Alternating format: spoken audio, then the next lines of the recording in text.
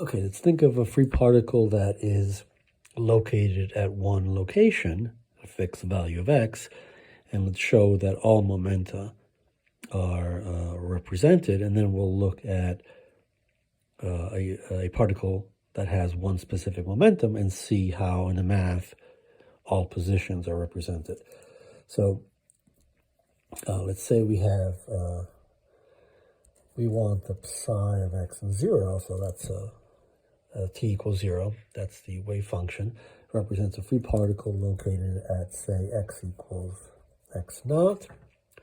And let's find the weights for the momentum or wave number.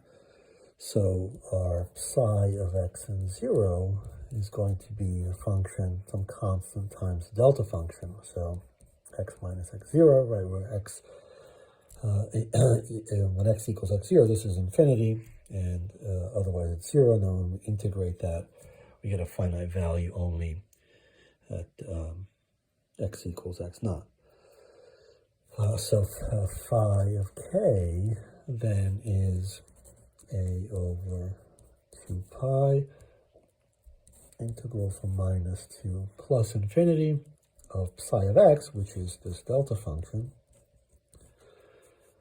e to the minus I kx and dx, which of course singles out the x naught.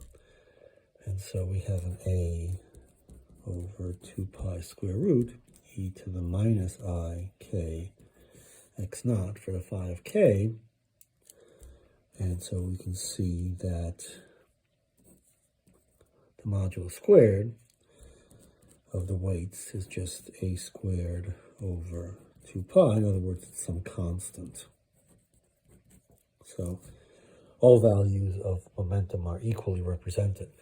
Now let's construct a phi of k0, t equals 0, that represents a free particle with momentum p naught. So it's a fixed momentum, and let's find psi of x and 0.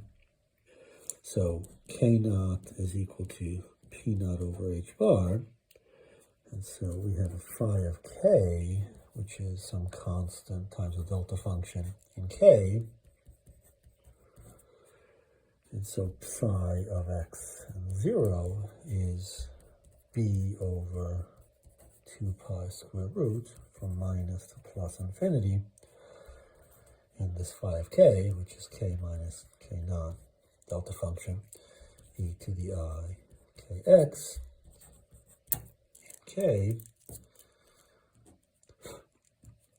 which is b over square root of 2 pi, e to the I, and we select the k naught x.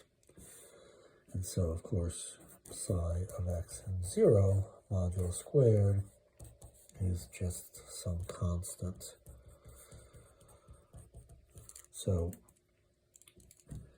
the particle is likely to be at any location, has the same probability of being found at any location. Of course, it's not renormalizable, but the range of positions has gone to infinity because the momentum range has gone to 0, and the opposite for the previous scenario.